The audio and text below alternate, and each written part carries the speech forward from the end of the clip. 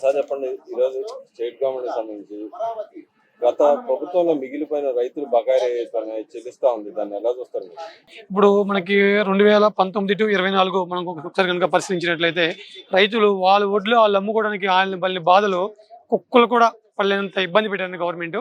వాళ్ళ దగ్గర ఒడ్లు కొని వాళ్ళ డబ్బులు ఇవ్వక ఈ రోజుకి కూడా వ్యవసాయం చాలా కష్టతరమైంది. కానీ మనకు కూటమి వచ్చిన తర్వాత ఈరోజు ముఖ్యమంత్రి గారు సాధ్యమైనంత వరకు వాళ్ళకి ఇవ్వాల్సినటువంటి బకాయిలు మొత్తం చెల్లించారు. ఇది చాలా ఆశించదగిన విషయం. అదేవిధంగా రేపు రైతులకి కావాల్సిన పంట సహాయం కానీ అన్నీ కూడా గవర్నమెంట్ అందిస్తుందని ఆశిస్తూ ఉన్నాం. తద్వారా వ్యవసాయం అందరికీ కూడా ఒక లాభసాటి ప్రక్రియ అవుతుంది. అలాగే నిన్నగాక మొన్న కూడా చూసాం మనం బిందు సేద్యం అని, తుంపర సేద్యం అని, అదేవిధంగా మనకి సూక్ష్మ బిందు కార్యక్రమాలు కూడా మొదలుపెట్టారు. ఇవన్నీ కూడా మెట్ట ప్రాంత రైతులకి వివిధ వరంగా నేను భావిస్తూ ఉన్నాను. అదేవిధంగా మనకి 19-24 మధ్యకాలంలో ఎక్కడా కూడా డ్రిప్ ఇరిగేషన్ సిస్టమ్ లేదు, తుంపర సేద్యం లేదు, సూక్ష్మ సేద్యం లేదు, రైతులకి సబ్సిడీ విత్తనాలు లేవు, రైతుకి క్రాప్ ఇన్సూరెన్స్ లేదు, పంట నష్టం లేదు, ఇన్పుట్ సబ్సిడీ లేదు. కానీ మన కూటమి వచ్చిన తర్వాత చాలా తక్కువ ఈ 50 రోజుల్లోనే పూర్వ గవర్నమెంట్ ఎగ్గొట్టిన బకాయిలన్నీ కూడా కొద్దిగా రిలీజ్ చేస్తుంది. అదేవిధంగా మన వర్షాలకి రైతులకు నష్టపోయిన రైతులందరికీ కూడా ఫ్రీగా విత్తనాలు ఇవ్వడం, ఇన్పుట్ సబ్సిడీ ఇచ్చే కార్యక్రమం కూడా తీసుకొచ్చారు. ఈ విషయంలో నేను చాలా హ్యాపీగా ఉన్నాను. గతంలో ఏదైతే తన అన్యాయులు ఉన్నారో వాళ్ళందరికీ వడ్లు వేయించుకొని రైతులకు ఇవ్వాల్సిన డబ్బులు ఇవ్వకుండా ఇప్పుడు వచ్చి జగన్మోహన్ రెడ్డి గారు అంటున్నారు ఇన్సూరెన్స్ కట్టలేదు, ఇంకా రైతులకి ఇన్పుట్ సబ్సిడీ ఇవ్వలేదు, రుణాలు ఇవ్వలేదు అని చెప్పి అంటాడు. దాన్ని ఎలా చూస్తారు? సరే, ఇవన్నీ కూడా తొగ్లక్ కార్యక్రమాలు. ఇవన్నీ కూడా చాలా పిచ్చి తొగ్లక్ కార్యక్రమాలు. ఎందుకంటే మనకి ఇప్పుడు కోఆపరేటివ్ బ్యాంక్ సొసైటీస్ ఉన్నాయి. వాళ్ళు కనుక లోన్లు ఇవ్వాలి అంటే మన జగనన్న ముద్రన పాస్బుక్స్ ఇచ్చాడు. కొన్ని ఆన్లైన్లో లేవు, కొన్ని బుక్ నెంబర్ల పోర్టింగ్ సిస్టమ్ తీసేశాడు. ఎస్పెషల్లీ మా గ్రామంలోనే 203 సర్వే నెంబర్లు ఆన్లైన్లో లేకపోతే రైతులు ఏ విధంగా లోన్లు ఇస్తారు, ఏ విధంగా లోన్లు తెచ్చుకుంటారు? వాళ్ళ మధ్య హక్కు పత్రాలు ఏమున్నాయి? అదేవిధంగా అప్పుడు వాళ్ళు వడ్లు తీసుకొని ఇంతవరకు కూడా వాళ్ళు డబ్బులు ఇవ్వలేదు. ఇంకా వాళ్ళేంటి సార్ మాట్లాడేది? వాళ్ళు ఇవ్వాల్సిన బకాయిలు ఇంతవరకు చెల్లించకపోతే ఇంకా మనం ఏం చేస్తాము? ఇంకా మన గవర్నమెంట్ వచ్చిన తర్వాత మన వర్షంలో నష్టపోయిన రైతులకు కూడా ఇన్పుట్ సబ్సిడీ కూడా ఇవ్వడానికి ముందుకొచ్చింది. ఇది చాలా గొప్ప విషయంగా భావించాలి తప్ప ఇలాంటి అపక్ష ప్రలాపనలు పేలొద్దని చెప్పి మాత్రం నేను చెప్తున్నాను సార్. గతంలో జగన్మోహన్ రెడ్డి గారు ఉండగా అటహాసంగా రైతు భరోసా కేంద్రాలని పెట్టారు. రైతు భరోసా కేంద్రాలను రైతులుగా ఒరిగిందని ఉందంటారా సార్? చక్కగా రైతు భరోసా కేంద్రం నీట్గా చక్కగా మంచి బిల్డింగ్ కట్టారు, మంచి బిల్డింగ్ ఇచ్చారు, దాంట్లో ఒక అసిస్టెంట్ పెట్టారు తప్ప అక్కడ రైతులకు పనికొచ్చే ఎటువంటి కార్యక్రమం లేదు.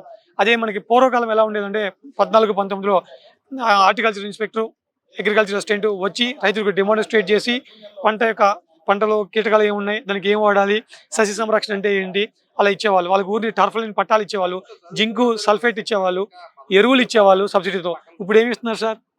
ఏమి ఇస్తున్నారు? రైతు భరోసా కేంద్రం పేరు పెట్టే తప్ప దాంట్లో రైతుకు భరోసా లేదు, ఎటువంటి సపోర్టు లేదు. వీళ్ళు కౌలు కార్డులు అన్నారు. కౌలు కార్డులు ఎంతమందికి మీరు రుణాలు ఇచ్చారు చెప్పండి? 19-24 మధ్యలో ఎన్ని కౌలు కార్డులు ఇచ్చారు? ఎంతమందికి మీరు రుణాలు ఇచ్చారు? ఎంతమంది కౌలు రైతులకి మీరు ఇన్పుట్ సబ్సిడీ ఇచ్చారు? ఎంతమంది కౌలు రైతులకి మీరు ఇన్సూరెన్స్ కవర్ చేశారు? ఎంతమంది రైతుల యొక్క సంక్షేమాన్ని దృష్టిలో పెట్టుకొని మీరు బిందు సేద్యం కానీ తుంపర సేద్యం కానీ మీరు సర్దుబాటు చేశారు? ఎంతమంది రైతులకు మీరు టార్ఫలిన్ పట్టాలు ఇచ్చారు? ఎంతమంది రైతులకి మీరు ట్రైనింగ్ ప్రోగ్రామ్ ఇచ్చారు? ప్రకృతి వ్యవసాయం మీద కావచ్చు, లేకపోతే పాడి పంటల మీద కావచ్చు, లేకపోతే మామిడికాయ రైతుల మీ గురించి కానీ మీరు ఏం చేశారు? మా నూజివీడులో మామిడి పరిరక్షణ కేంద్రం స్టార్ట్ చేశారు. అప్పట్లో ఏముంది సార్? ఇవాళ నూజివీడు మామిడికాయ పరిస్థితి ఏంటి? ఒకసారి మీరు ఆలోచన చేయండి. మన మాట అనే ముందు ఒకసారి వెనక మనం ఏం చేసాం లాస్ట్ 5 ఏళ్ళు ఆలోచన చేయండి. మాకు 14-19 కాలంలో ఎస్పెషల్ నాకే 50-60 పట్టాలు ఇచ్చారు. అలాగే జింకు సల్ఫైటు మళ్ళీ శాస్త్రవేత్తలు వచ్చి ఏ భూమికి ఏం పెట్టాలి, ఏ పంటకి ఏ మందు వేయాలో కూడా డెమోన్స్ట్రేట్ చేశారు. మీ 5 ఏళ్లలో ఒక్కసారైనా సరే వ్యవసాయ శాస్త్రవేత్త కానీ మీ రైతు భరోసా కేంద్ర ప్రతినిధులు కానీ రైతులకు పనికొచ్చే కార్యక్రమం మీరు చేశారా? మీరు పెట్టిన 5 ఏళ్ళలో ఎప్పుడైనా రైతు భరోసా కేంద్రం మందులు అమ్మారా, ఫెర్టిలైజర్ అమ్మారా, ఫెస్టిసైడ్ అమ్మారా, లేదా రైతులకు ఏమైనా సలహాలు ఇచ్చారా? ఈవెన్ మీరు ఇచ్చి 7,000-6,000 ఏదో ఉంది కదా, దాని పేరు ఏదో ఉంది, అది కూడా పూర్తిగా ఎవరికి ఇవ్వలేకపోయారు కదా మీరు. నరేంద్ర మోడీది మీ లింక్ చేసి దానికంటే రేపు మా రాబోయే కూటమి రైతులకు ఇచ్చిన ప్రామిస్ ప్రకారం 15,000-20,000 గ్యారంటీకి ఇచ్చింది. దాంట్లో ఎటువంటి అబ్జెక్షన్ లేదు. అలాగే ఏదైతే ఇన్పుట్ సబ్సిడీలు వ్యవహారంలో వస్తే గత ప్రభుత్వంలో ఎంత మాత్రం లబ్ధి చేయకూడదు, మీ గవర్నమెంట్ వచ్చిన తర్వాత ఇన్పుట్ సబ్సిడీకి సంబంధించిన అంశాల మీద మీ ఏరియాలో వచ్చినాయా సార్? 19-24 మధ్యలో రైతులకు సంబంధించి ఏ ఒక్క సమస్య కూడా ఆ తొగ్లక్ గవర్నమెంట్ పట్టించుకోలేదు. ఇది 100% ఒక రైతుగా ఒక అప్కమింగ్ ఎంటర్‌ప్రెన్యూర్‌గా నేను చెప్తున్నాను. రైతులకు పనికొచ్చే కార్యక్రమం 19-24 మధ్యలో జరగలేదు. ఈ గవర్నమెంట్ వచ్చిన 50 రోజుల్లో నా దృష్టికి 3 పాయింట్లు వచ్చినాయి. దాంట్లో పంట నష్టపోయిన రైతులకి ఇమీడియట్గా విత్తనాలు ఇవ్వండి, ఇన్పుట్ సబ్సిడీ ఇవ్వండి, వాళ్ళని ఆదుకోండి అనేది మాత్రం మాకు వచ్చారు, ఎంక్వైరీ చేశారు, ఇన్ఫర్మేషన్ కాల్ ఫర్ తీసుకున్నారు. అలాగే వైఎస్ జగన్మోహన్ రెడ్డి గారు చెప్తున్నారు, నేను ఉండగా అందరికి పథకాలు, సంక్షేమ పథకాలు అన్ని ఇచ్చేసాను, కానీ ఇప్పుడు వచ్చిన గవర్నమెంట్ ఇవ్వట్లేదు, ఇంకా నానుస్తుంది, ఇంకా ఎన్ని రోజులు చేస్తారని చెప్పి అంటున్నారు. నిజంగానే ఆయన వచ్చినప్పుడు అన్ని సందర్భాలు ఇచ్చాడు, లేదా ఈ గవర్నమెంట్ వచ్చిన తర్వాత ఒక్కొక్కటి చేసుకుంటూ వస్తున్నారు? సార్ మీ అందరూ కూడా ఒక విషయం చెప్పాలి సార్, తెలుసుకోండి. మనకి ఒక రాష్ట్రం అభివృద్ధి చెందాలంటే పారిశ్రామిక రంగం, విద్యారంగం, సేవా రంగం 3 కూడా అభివృద్ధి చెందాలి. ఈ గవర్నమెంట్ గతంలో జగన్మోహన్ రెడ్డి గవర్నమెంట్ 2019 to 24 మధ్యలో విద్యారంగంని సర్వనాశనం చేసింది. ఎందుకు సర్వనాశనం చేస్తే 2 ముక్కలు మీకు చెప్తాను. నేను వస్తీ దీవెన ఇస్తాను 20,000 రూపాయలు అని చెప్పి వాళ్ళు మైకులు ఓదర కొట్టారు. ఎంతమంది పిల్లలకి మీరు విద్యా దీవెన, వస్తీ దీవెన ఫుల్ ఇచ్చారు? మీరు వస్తీ దీవెన 20,000 ఇస్తా అన్నారు కదా, ఎంతమంది పిల్లలకి మీరు 20,000 ఇచ్చారు? 5 ఏళ్లలో మీరు ఇచ్చింది 3 సార్లు మాత్రమే, అది కూడా 10,000 మాత్రమే ఇచ్చారు, అది కూడా ఇంటికి ఒకటికే ఇచ్చారు. అలాగే మీరు రీఎంబర్స్మెంట్ విద్యా దీవెన కార్యక్రమం పెట్టారు. ఎంత ఇచ్చారు సార్ మీ విద్యా దీవెన? అప్పట్లో మీ నాన్నగారు ఉన్నప్పుడు 35,000, మీ అప్పుడు 35,000 రీఎంబర్స్మెంట్ ఇచ్చారు. అది కూడా ఒక 1 year ఎగ్గొట్టారు, ఒక క్వార్టర్ ఎగ్గొట్టారు. మీరు బహిరంగంగా పామర్లో స్టార్ట్ చేశారు కదా బటన్ నొక్కి, అది ఇంతవరకు డబ్బులే పడలేదు సార్. మా గవర్నమెంట్ వచ్చిన తర్వాత ఇప్పుడు రిలీజ్ చేస్తున్నాం మేము. మీరు ఒకసారి ఆలోచించండి, మీ వల్ల ఎంతో మంది పిల్లలు మీరు తీసుకొచ్చిన పనికిమాలని ఫీజు రీఎంబర్స్మెంట్ ఫర్ పీజీ కోర్సులకి జీవో నెంబర్ 77 పీజీ విద్యార్థులకు రీఎంబర్స్మెంట్ లేదు అనే కార్యక్రమం తీసుకురావడం వలన ఎంతో మంది ఎస్సీ, ఎస్టీ, బీసీ, మైనార్టీ విద్యార్థులు చదువుకు దూరం అయిపోయి డిగ్రీ చదువుకొని ఉద్యోగాలు రాక మళ్ళీ వాళ్ళ కూలికి వెళ్ళే పనులు జరుగుతున్నాయి. ఇది నిజం కాదంటారా? ఎన్నో పీజీ కాలేజీలు మూతపడి నిజం కాదా? ఎంతో మంది మాలాంటి పీజీ అధ్యాపకులు రోడ్డున పడ్డారు, నిజం కాదా?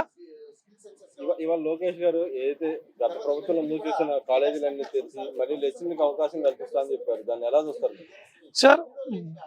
లోకేష్ గారు తీసుకొచ్చినటువంటి అద్భుతమైన పథకాలు లేదా అద్భుతమైన ఆలోచన విధానాలలో నాకు బాగా ఇన్స్పైర్ చేసినవి, నాకు నచ్చినవి 2 సార్. ఒకటి, పిల్లవాడు ఎంతవరకు చదువుకుంటే అంతవరకు రీఎంబర్స్మెంట్ గవర్నమెంట్ భరించిద్దని.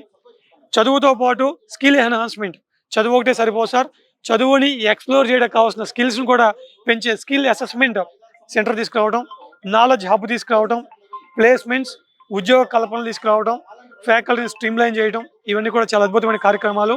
అలాగే ఏదైతే కాంట్రాక్ట్ ఫ్యాకల్టీ ఉన్నారో వాళ్ళని రెగ్యులైజ్ చేసే కార్యక్రమం కూడా తీసుకొచ్చారు, అది చాలా మంచి కార్యక్రమం సార్. అలాగే ఇప్పుడు రాష్ట్రంలో జరుగుతున్న పరిణామాలు చూస్తే టీడీపీ గవర్నమెంట్ వచ్చిన తర్వాత దాడులు జరిగినాయి, అన్ని అక్రమాలు జరిగిపోతున్నాయి, లా అండ్ ఆర్డర్ లేదని జగన్మోహన్ రెడ్డి గారు అంటారు. నిజంగానే అసలు లా అండ్ ఆర్డర్ లేకుండా పోయిందంటారు రాష్ట్రంలో? ఇప్పుడు లా అండ్ ఆర్డర్ ఉందా లేదా అనేది జగన్మోహన్ రెడ్డి చెప్పడానికి ఎటువంటి అర్హత ఆయనకి లేదండి. ఎటువంటి అర్హత జగన్మోహన్ రెడ్డి కానీ వాళ్ళ పార్టీకి లేదు. లా అండ్ ఆర్డర్ జరుగుతుందా లేదో ప్రజల యొక్క జీవన సూచి అని ఒకటి ఉంటుంది సార్, జీవన సూచి అని, దాన్ని చూసుకోండి. ఎంతమంది పిల్లలు ఫ్రీగా వెళ్తున్నారో, ఫ్రీగా వస్తున్నారు, ఎటువంటి డిస్టర్బెన్స్లు లేవు సార్. ఇలాంటి వీళ్ళు సృష్టించే డిస్టర్బెన్స్లు తప్ప లా అండ్ ఆర్డర్ చాలా క్లియర్గా, క్రిస్టల్ క్లియర్గా ఉంది. నేను నిన్న మొన్న కూడా చాలాసార్లు టీవీలో చూసా, గంజా మీద ఉక్కుపాదం మోపుతున్నారు, అదేవిధంగా రౌడీ షీటర్స్కి కౌన్సిలింగ్ ఇస్తున్నారు, ట్రాఫిక్ రూల్స్ పర్ఫెక్ట్గా ఉన్నాయి, పోలీస్ చాలా అలర్ట్గా పనిచేస్తుంది, చాలా మంచిగా లా అండ్ ఆర్డర్ ఉంది తప్ప ఎటువంటి అరాచకాలు లేవు సార్. వీళ్ళ గవర్నమెంట్ వచ్చిన ఫస్ట్ 10 రోజుల్లోనే, 2019 మేలో వచ్చిన ఫస్ట్ 10 రోజుల్లోనే టీడీపీ కార్యకర్తలకు కానీ నాయకులకు కానీ రక్షణ లేక బిక్కుని బతికాల్సిన పరిస్థితి వచ్చింది. కానీ ఈరోజు ఆ పరిస్థితి లేదు. మన గవర్నమెంట్ నడుస్తూ ఉంది, వాళ్ళ నాయకులు ప్రెస్ మీట్ పెట్టుకుంటున్నారు, ధర్నాలు చేసుకుంటున్నారు, అన్ని కామన్ నడుస్తున్నాయి తప్ప ఎక్కడా కూడా ఏ ఒక్క వ్యక్తికి కూడా ఇబ్బంది పడే కార్యక్రమం లేదు. వాళ్ళు స్వేచ్ఛాజీవులుగా బతుకుతున్నారు. లా అండ్ ఆర్డర్ చాలా క్లియర్గా నడుస్తుంది, దీంట్లో ఎటువంటి అభ్యంతరం లేదు. అలాగే ఇప్పుడు రాష్ట్రంలో జరుగుతున్న మహిళల మీద దాష్టికాలు చూస్తుంటే ఒక్కొక్కటి వెలుగులో చూస్తూ ఉన్నాయి. గత ప్రభుత్వంలో జరిగిన అన్యాయాలు, అక్రమాలు, నాయకులు అప్పుడు వేదాలు వల్లించిన అంటే ఇప్పుడు వాళ్ళే బయటకు వచ్చి వాళ్ళ మీద వస్తున్న అభియోగాల మీద మీరు ఏం చెప్తారు సార్? నాయకులు అంటే ప్రజల యొక్క ప్రతినిధి, నాయకులు పర్ఫెక్ట్గా ఉంటే ప్రజలు వాళ్ళని ఫాలో అవుతారు. ఇవాళ నాయకులే తప్పుదో పట్టినప్పుడు ప్రజలకు ఏం మెసేజ్ ఇస్తారు, ఏమి సందేశం వాళ్ళు జనంలో పంపించారు? మీరు ఎగ్జాంపుల్ అంబటి రాంబాబు గారిని తీసుకోండి, అదేవిధంగా మాధవ్ గారిని తీసుకోండి, అదేవిధంగా నిన్న మొన్న అటువంటి దువ్వాడ శ్రీనివాస్ గారు కానీ, అవంతి శ్రీనివాస్ గారు కానీ, వీళ్ళు ప్రజల ద్వారా ఎన్నికబడిన ప్రజాప్రతినిధులు, ఎంపీలు, ఎమ్మెల్యేలు, మినిస్టర్లు, వాళ్ళే వాళ్ళ ఇల్లీగల్ అఫైర్స్ లేదా అమ్మాయిలతో ఇటువంటి సంబంధాలు ఇలా మెసేజ్ అవి చూస్తూ ఉన్నాం. ఇవి చూసి జనాలు ఏం నేర్చుకుంటారు? మీ జనాలకు ఎటువంటి మెసేజ్ ఇవ్వాలనుకుంటున్నారు? ఒకసారి మీరు ఆలోచన చేయండి. మీరు ప్రజల్లో ఎన్నికబడిన ప్రతినిధులా లేకపోతే ఇలాంటి వాళ్ళ? గతంలో ఈ చంద్రబాబు నాయుడు గారిని కానీ లోకేష్ కానీ అదే పవన్ కళ్యాణ్ గురించి మాట్లాడే ఈ దువ్వాడ శ్రీనివాస్ గారు ఇప్పుడు ఆయన వ్యక్తిగత జీవితం వచ్చేప్పటికి ఇలా ఒక మహిళని అన్యాయం చేసి ఇంకో మహిళతో తిరగడానికి ఏ రకంగా చూడొచ్చు అంటారు? అసలు గతంలో ఆయన చేసిన సూక్తులు ఎలా చూడాలంటారు? సార్ గతంలో దువ్వాడ శ్రీనివాస్ గారు మీరు అందరూ చూశారు. ఆయన ఏం చెప్పారు? ఏకప్రతినిధుడు, ఒకే భార్య, ఒకే రాముడు, ఒకే లక్ష్మణుడు అని చెప్పారు. మరి ఇప్పుడు దాన్ని చూసిన తర్వాత ఆయన ఏమంటారు? ఒకే భర్త, ఇద్దరు భార్యలు అని చెప్పాలా? ఏమని చెప్పాలా? సార్ మనం అనే ముందు ఒకసారి బ్యాక్ టు ఫ్రంట్ ఆలోచించుకుని మాట్లాడాలి. చేసే తప్పుడు పనులను మాట్లాడిన ఇలా అయితే జనాలు అంతా తెలుసు. ఇవాళ తెలియకుండా ఏం లేదు సార్. ప్రజలు ప్రతిదీ కూడా పరిశీలిస్తున్నారు. ఎవరేం మాట్లాడుతున్నారు, ఎవరేం చేస్తున్నారు అనేది. అలా తెలుసుకునే ఇవాళ 2024 ఎలక్షన్లో అందరికీ తగు న్యాయము, తగు బుద్ధి చెప్పారు.